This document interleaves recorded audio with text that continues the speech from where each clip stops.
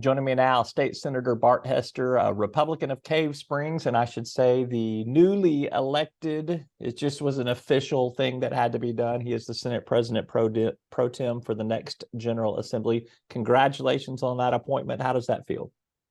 Well, thank you, Roby, and thank you for having me. It feels really good to get a vote of confidence from your colleagues, and now it feels pretty heavy to represent them. And hopefully, the Senate is going to do a great job the next 2 years. All right. I can't wait to see how this leadership position changes the Bart Hester that I've come to know. So we'll see. Today, you guys were very busy at the state capitol. You had first and foremost, you dealt with Senator Alan Clark and a recommendation that he be moved to last in seniority in the next General Assembly. Was that a good resolution to this situation?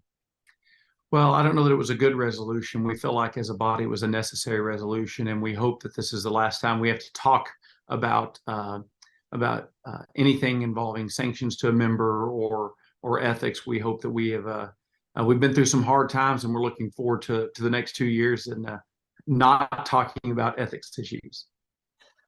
Trust me, those of us in the media would prefer to not have to deal with all the ethics stuff as well. So you guys also passed a new rule today to kind of limit Democrats to 2 committee seats at the most, which would mean 6 on Republicans on every committee.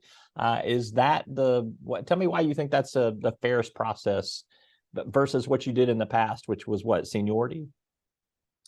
Well, several years ago, that got moved to capping the minority party at 3 members because that was the percentage base that they were in the Senate.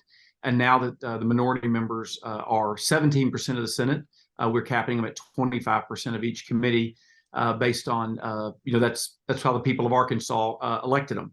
And so Blake Johnson, the majority leader, came down, made that rule proposition, and that's the basis he said. It's just based off of the percentage of elected members to the body. It was a big night on election night for Republicans in Arkansas. Obviously, the House, I think, added seats in their end. You guys added 2 seats, mainly from picking up the independent seat of Senator Jim Hendren, who left the Senate, and then there was a newly created district that became Republican too. You also got a new governor, Governor-elect Sarah Sanders. I think you've been talking to her for months now, just coordinating on some things. What's on the agenda? Well, man, it was such an exciting night for the state of Arkansas. You know, when Sarah or Governor Sanders was giving her speech, it was just so encouraging, right? She's just talking about people in the state and all the great things that are going to come. I think what I appreciated most is talking about reform in education, right? A third of Arkansas kids, a third of them can read at grade level, and that's kindergarten through 12th grade. It's not acceptable. It's been that way forever.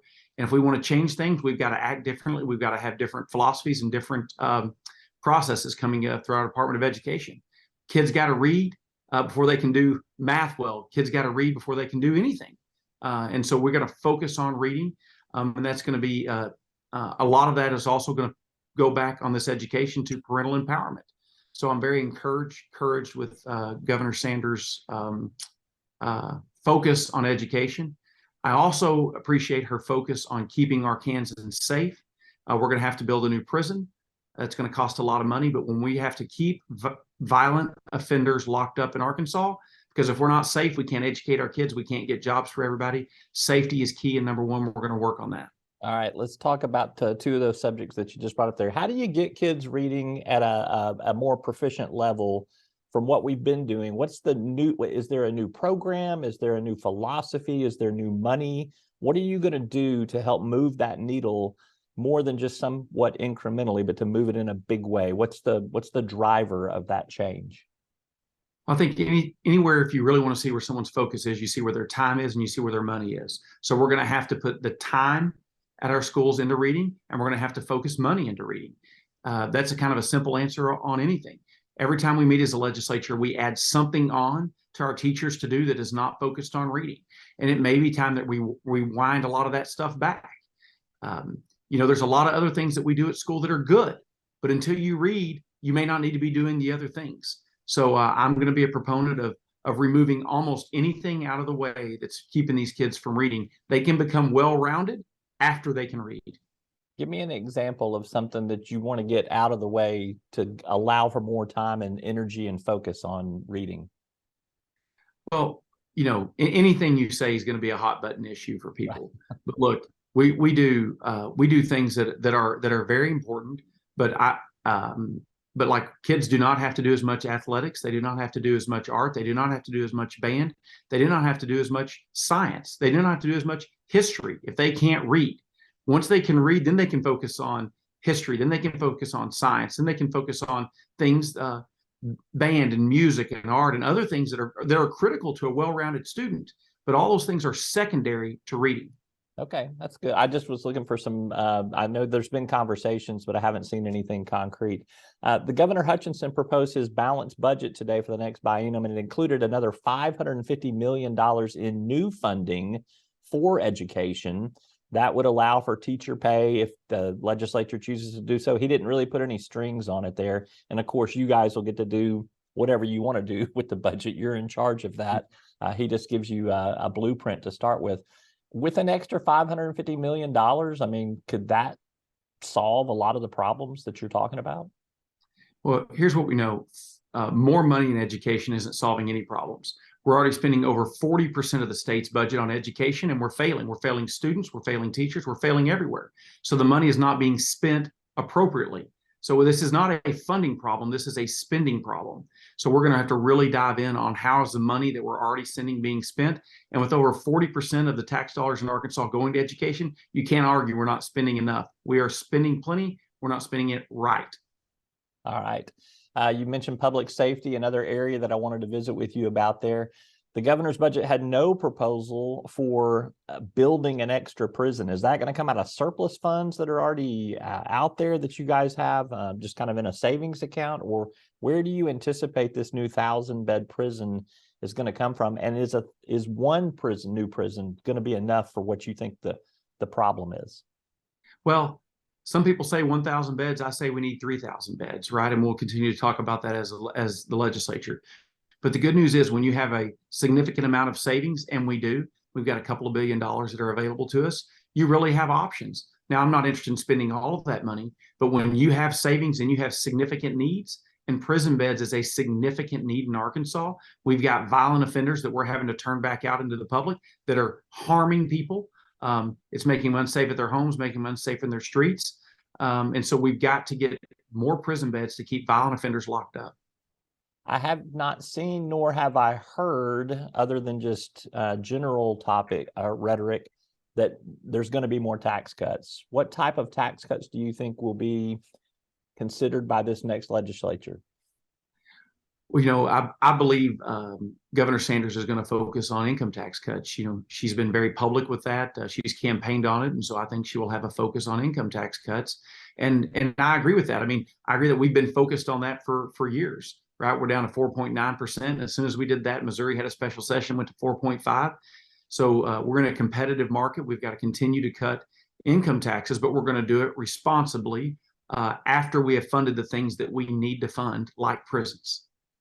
A little early in the budget process to be talking about what those income tax cuts might be. Governor Hutchinson's approach was to do the income taxes cuts first and then back into the budget. Do you think it'll be a different way around this time, or do you think it'll be similar?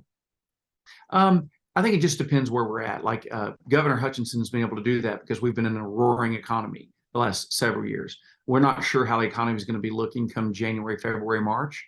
And I think what is happening in the economy will be a driver on if we make sure that we're funded the things first and then go for that. If the economy is still roaring, we may just be aggressive on tax cuts. All right, last question for you. Medicaid will obviously be another big budget issue. It'll be a big healthcare issue as well too. The state's got its AR Home, program kind of approved by the feds. Do you see any tinkering with that, or is it time to let that program go into effect?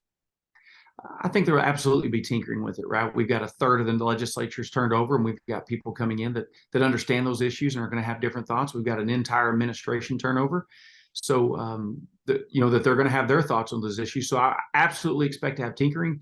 I fully expect for that program to continue, but the direction in which it continues, I don't know what that looks like yet. But we've got a lot of really smart people in the governor's office coming and in the Senate that's going to help us work on that. All right, don't leave out the house. They got smart people down there Yes, too. they do. Yes, they do. All right, lastly on Medicaid, there is some concern about the fact that sometime after the first of the year, there's probably going to be a lot of people falling off those Medicaid rolls that were put on because of the pandemic emergency.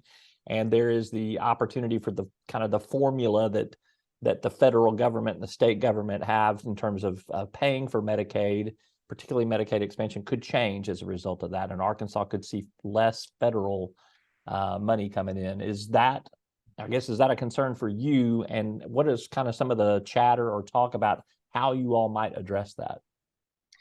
Well, it's never a good thing to see revenues come down or money's coming from the federal. Like we're good with what they're giving us, but at the end of the day, we want people working and employed well. We can't continue to depend on what the federal government is sending us. That's part of it's a national crisis that we've created. The federal government is broke. What we need to do is we need to have a generation of people that have opportunities for good jobs, are educated for good jobs. They can read, be educated, and go work those jobs, and then they don't need government assistance for healthcare. So we're going to focus on the root of the problem, and that is educating people, preparing them for good jobs, and having an economy that has jobs already for them. All righty, Senate President Pro Tem elect Bart Hester. You get officially sworn in, I think, after the first of the year. Is that correct? Or are you already there? That is correct, but I got over a big hurdle today. What committee assignments did you draw? I will be on judiciary and state agencies. So I'm excited about prison reform work. So I was really interested to get on judiciary. And on state agencies, maybe you'll be throwing a constitutional amendment out there. It only take 50% to get it passed. So. Or maybe we will do no constitutional amendments this time. We'll see. We'll get no argument from anyone on that. So it'll be fine. All right. Bart Hester, thank you so much. As always, appreciate your time. Hey, thanks for having me.